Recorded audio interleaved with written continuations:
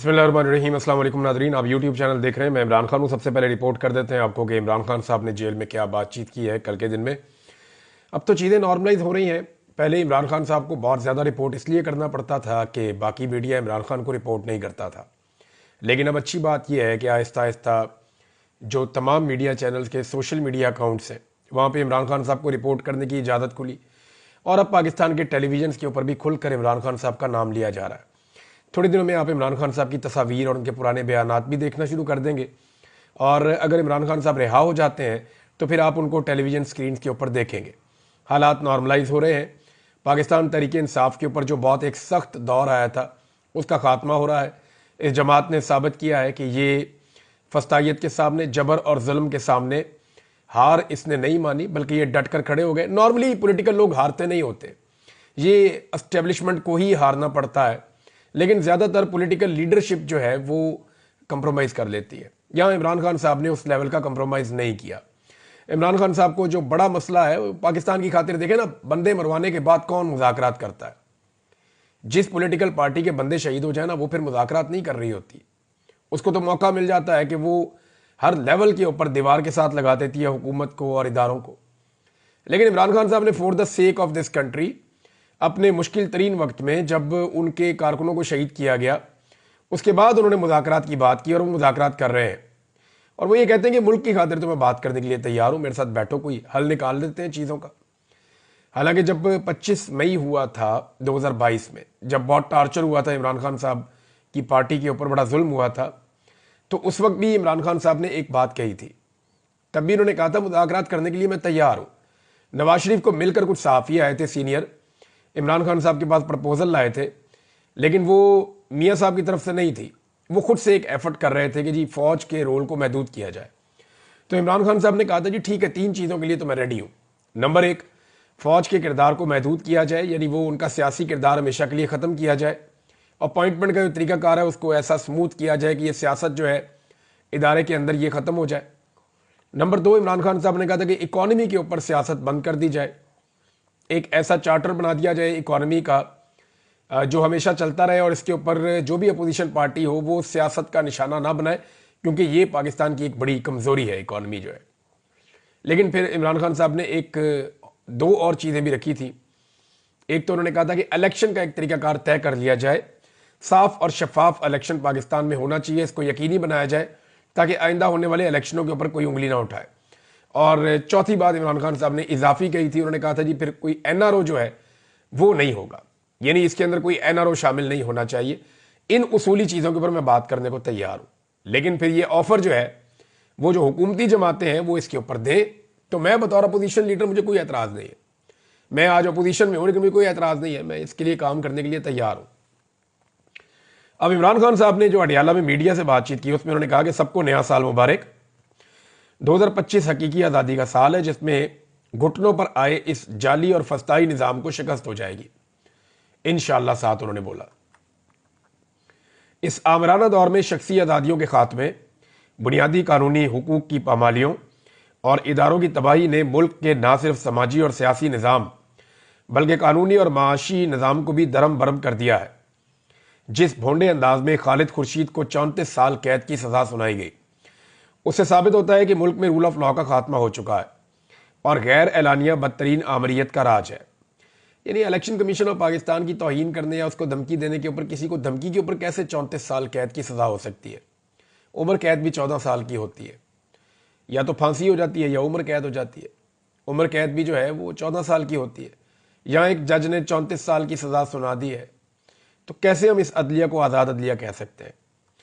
इमरान खान ने कहा कि वकला तहरीक से पहले भी हम फ़ौज की सियासत में मुदाखलत के ख़िलाफ़ भरपूर तनकीद करते थे, लेकिन तब कोई एजेंसी अपने शहरियों को इस तरह नहीं उठाती थी और आईनी अदालत बनाकर पूरे अदालती निज़ाम को तबाह कर दिया गया है और काजी फायजीसा की बाकियात को अदालती निज़ाम का कब्ज़ा दे दिया गया है ताकि काजी की रवायत बरकरार रखते हुए अदालती फ़ैसले GHQ के ज़ेरे असर करवाए जा सकें।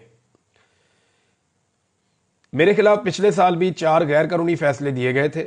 सोमवार को अलकादर केस का फैसला भी वैसा ही तवक्को कर रहा हूं। यानी पीर को फैसला आना है इमरान खान साहब के खिलाफ क्योंकि जेल का ये रिकॉर्ड है कि जेल में जितने भी फैसले आए वो इमरान खान साहब के खिलाफ ही आए।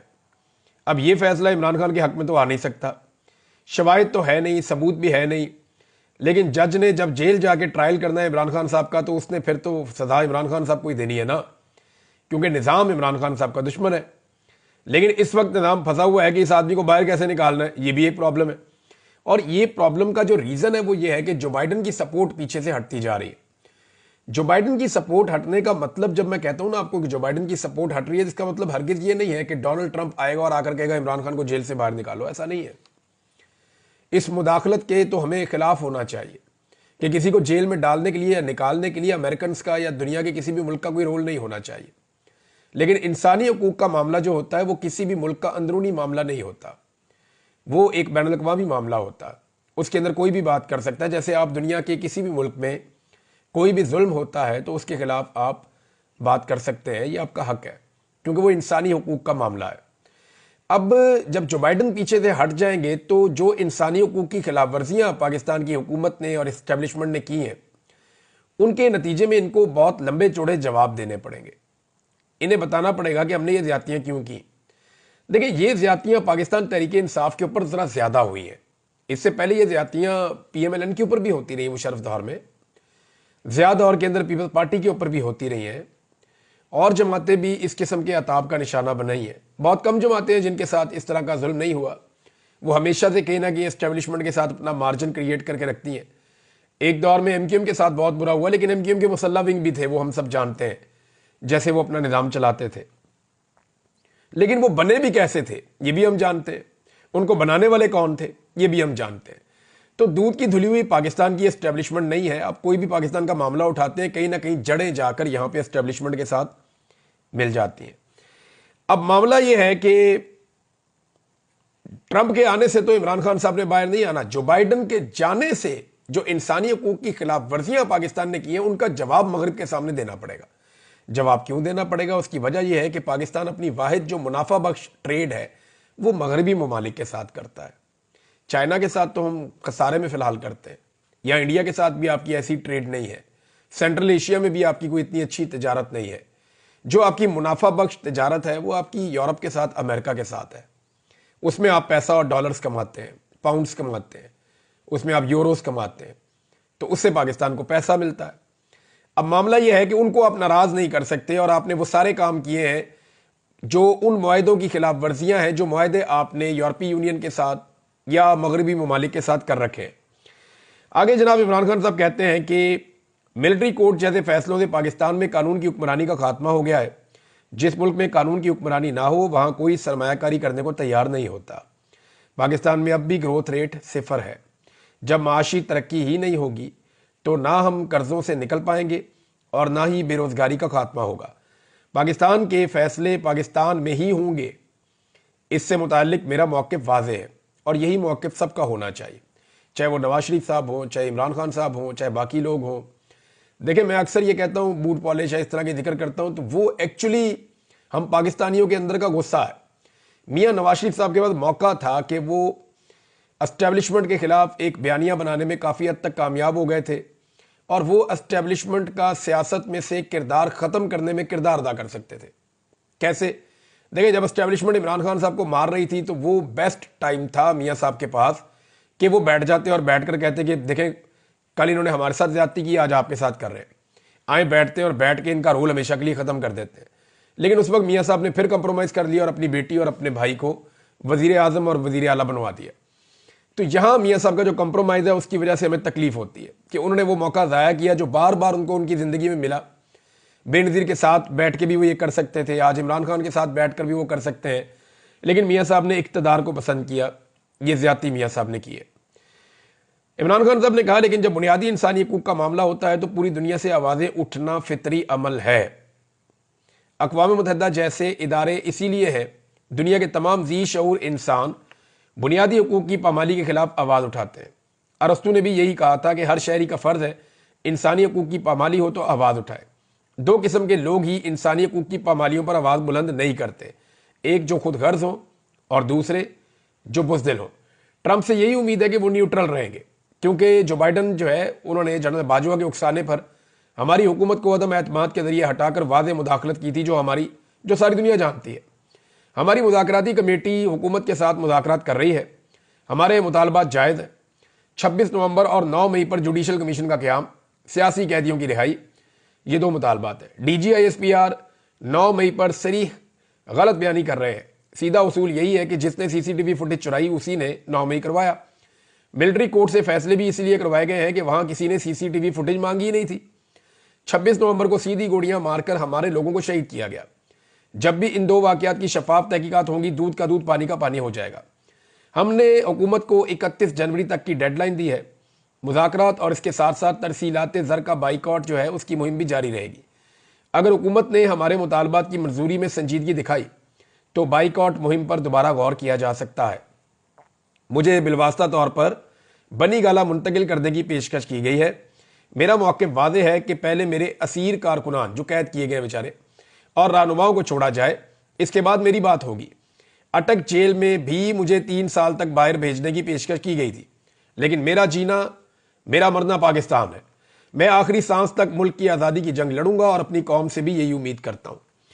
देखिए, इमरान खान सब कर लेंगे, बातचीत भी कर लेंगे, मामला हल कर लेंगे, for the sake of country सब लीडर्स को ये करना चाहिए। लेकिन एक चीज ऐसी है जो मैं आपको बता देता हूं जिसपे इमरान खान साहब कंप्रोमाइज नहीं करेंगे। इमरान खान साहब अपने इमेज के ऊपर कंप्रोमाइज नहीं करेंगे। पाकिस्तानी लोग इमरान खान साहब के इमेज के बारे में कुछ चीजें बड़ी वजाहत से जानते हैं। इसको पैसे दौलत का शौक नहीं है। यानी लोग ये कहते हैं कि इमरान खान को पैसा बनाने का वो नहीं है। अगर बनाना चाहते तो बहुत बना लेते। शोहरत अल्लाह ने उनको सब दुनिया से ज्यादा दी है, नाम बहुत ज्यादा दिया है, दौलत जितनी वो चाहते उनको मिल जाती। तो एक तो ये वो करप्ट नहीं है, पाकिस्तानी लोग ये अच्छी तरह जानते हैं। दूसरा, लोग अब ये बात अच्छी तरह जानते हैं कि इमरान खान बुज़दिल नहीं है, कमजोर आदमी नहीं है, वो एक बहादुर आदमी है। तो इमरान खान साहब ये चाहते हैं कि उन्हें बहादुर आदमी की तरह याद रखा जाए। इसके ऊपर वो कंप्रोमाइज नहीं करेंगे। जैसे कोई डील हो गई, जाके घर में बैठ गए या खामोश रह गए। हाँ, मुल्क की खातिर बहुत सारी चीज़ों पे इमरान खान साहब के साथ बात हो सकती है। हालांकि उनके लोग शहीद हुए, लेकिन इसके बावजूद वो बात करने के लिए तैयार है। तो ये एक बड़ा अच्छा और पॉजिटिव साइन है। जिन बेचारे कैदियों को छोड़ा गया है, ये वो है जिनको 2-2 साल सजा हुई थी। 20-20 महीने, 19-19 महीने ये वैसे ही काट चुके हैं। जो 4-4 महीने इनके बाकी थे। तो ये मिलिट्री कोर्ट ने, आर्मी चीफ ने इनको रहम की अपील पे छोड़ दिया है। और ये इंटरनेशनली उनके इमेज के लिए थोड़ा सा बेहतर हो जाएगा, क्योंकि इंटरनेशनली इस मामले के ऊपर बहुत पाकिस्तान का मजाक उड़ा और पाकिस्तान के ऊपर बहुत तनकीद हुई है। पाकिस्तान के ऊपर बड़ी नुक्ताचीनी हुई है कि जी फौजी अदालतों में आप सजाएं दे रहे हैं, किस दौर में आप रहते हैं। तो फिर अब इस मामले को हैंडल करने की कोशिश की जा रही है। अगर ये अभी भी हैंडल नहीं होता तो फिर सुप्रीम कोर्ट ऑफ पाकिस्तान का जो आईनी बेंच है वो फौजी अदालतों में सिविलियन के ट्रायल के खिलाफ फैसला देकर तमाम जो ट्रायल है उनको मुंतकिल करवा देगा यहाँ पे आम अदालतों में। तो वहां पता चलेगा जनाब क्या हुआ है। अब मामला यह है कि यहाँ पे कुछ लोगों ने पब्लिक करना शुरू कर दिए हैं वो माफीनामे या वो दरखास्तें जो इन कैदियों ने की थी कि जनाब हमें माफ कर दिया जाए या हमारी रहम की अपील है उसको मान लिया जाए। तो मामला यह है कि ये पब्लिक कैसे हो रही है। ये तो आर्मी चीफ के पास थी, तो इनको कौन पब्लिक कर रहा है? इसकी बाकायदा खबरें छपाई जा रही हैं, लोगों को इनके स्क्रीनशॉट दिए जा रहे हैं कि आप लगाएं, सोशल मीडिया पे लग रहे हैं, अगर तो ये दुरुस्त है तो। यानी अभी तक फैसला पब्लिक नहीं हुआ, लेकिन रहम की अपील और उसके ऊपर आर्मी चीफ का रद्देअमल जो है वो पब्लिक हो रहा है। फैसले सामने आने चाहिए। फैसले जब सामने आएंगे तो कुछ वकला ये दावे कर रहे हैं कि उन फैसलों के अंदर ऐसी ऐसी गलतियां होंगी और ऐसे अजीबो गरीब फैसले होंगे कि पूरा मुल्क और पूरी दुनिया हंसेगी उनके ऊपर। लिहाजा वो फैसले अभी तक सामने नहीं आ रहे, लेकिन जो लोगों से लिखवाया गया, जो लोग इसका मजाक उड़ा रहे हैं ना कि इन्होंने पहले लिख कर दिया, अब ये बाहर आके तनकीद कर रहे हैं, या बाहर आके फिर इमरान खान के नारे लगा रहे हैं, या बाहर आके ये कह रहे हैं हमें गलत सजा दी गई, हमारे साथ जुल्म किया गया। तो जो लोग ये तनकीद कर रहे हैं उन्हें शर्म आनी चाहिए। देखिए, वक्त के साथ इंसान सीखता है। मैंने बहुत कुछ सीखा और बहुत सारे दोस्तों ने बहुत कुछ सीखा।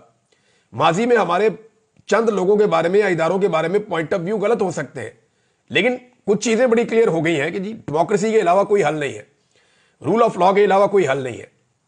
पाकिस्तान में इंसानी हकूक की पामालियां नहीं होनी चाहिए, मैंडेट का एहतराम होना चाहिए और आजादी इज़हार राय होनी चाहिए। इन्हीं चीजों के साथ मुल्क आगे बढ़ सकता है। तो ये फौजी अदालतें तो अदालतें ही नहीं होती। अब जो लोग इनको सपोर्ट कर रहे हैं उन्हें शर्म आनी चाहिए, बजाय इसके कि वो फौजी अदालतों में सिविलियंस के ट्रायल की मजम्मत करें।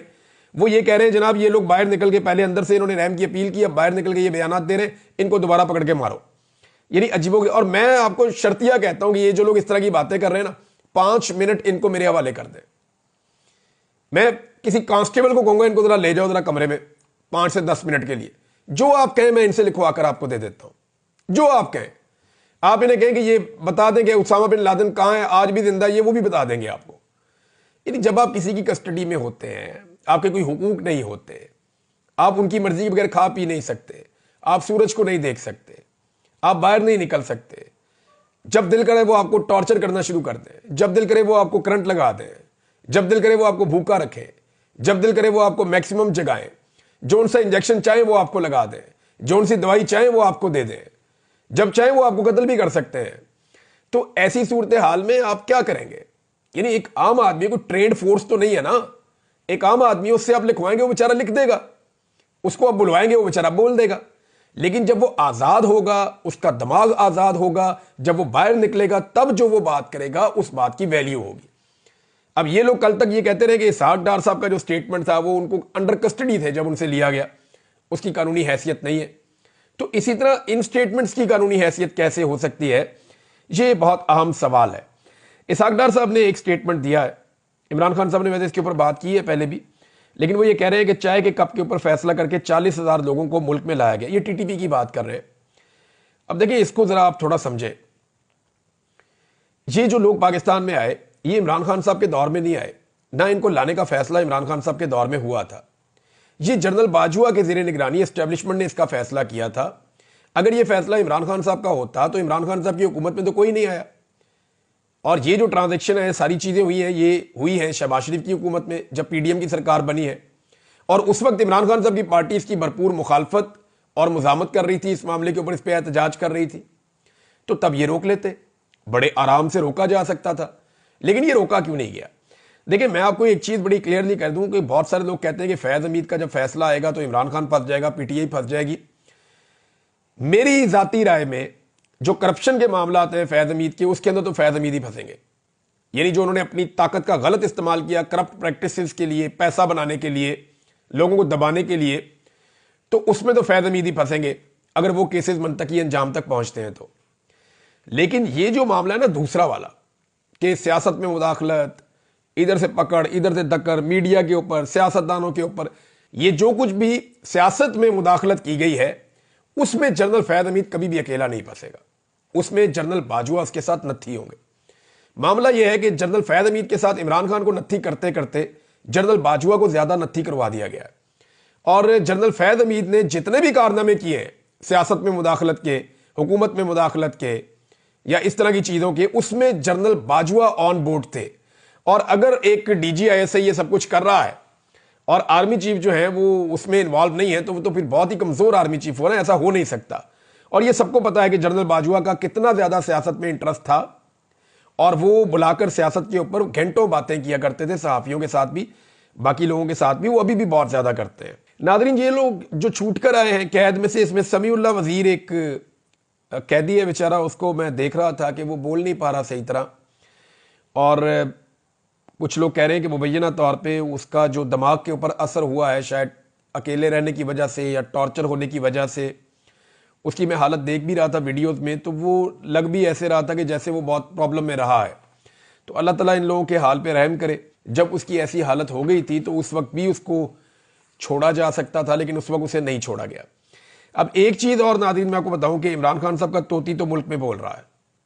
आप गौर करें कि कोई एक पॉलिटिकल पार्टी ऐसी नहीं है जो पाकिस्तान तहरीक इंसाफ को रूम देना चाहे।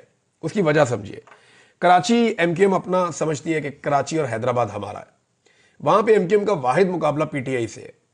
इंटीरियर सिंध पीपल्स पार्टी समझती है ये हमारा है, वहां उनका वाहिद मुकाबला पीटीआई से है। पंजाब जो है उसके अंदर पीएमएलएन समझती है कि हमारा है, वहां उनका वाहिद मुकाबला पीटीआई से है। तहरीक लबैक जहां जहां पे ताकतवर है उन जगहों पे भी उनका मुकाबला पीटीआई से है। फजलुर रहमान साहब जहां जहां पे बलूचिस्तान में या खैबर पख्तूनख्वा में तगड़े हैं वहां उनका मुकाबला पीटीआई से है। एएनपी जहां भी लड़ाई करना चाहती है वहां उनका मुकाबला पीटीआई से है। खैबर पख्तूनख्वा में जहां जहां जमात इस्लामी की जड़ें हैं या कराची में, वहां उनका मुकाबला भी पीटीआई से है।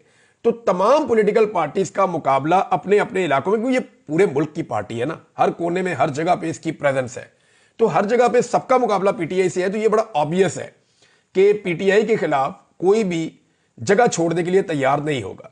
अब क्या इमरान खान साहब एक पॉलिटिकल माहौल ऐसा बना पाएंगे जिसमें और सियासी इत्तेहादी जमा कर पाए, जैसा कि उन्होंने महमूद खान चकजई को और एमडब्ल्यूएम को अपने साथ रखा, साथ में साहबजादा हामिद रजा साहब की पार्टी को रखा, तो क्या वो 4, 5, 6 इलाकाई जमातें जैसे जीडीए है, जैसे बलूचिस्तान में और पार्टियां हैं, अख्तर मेंगल साहब भी हैं, इसी तरह खैबर पख्तूनख्वा में मजीद पार्टियां हैं, क्या इमरान खान साहब एक बड़ा अलायंस बना पाएंगे?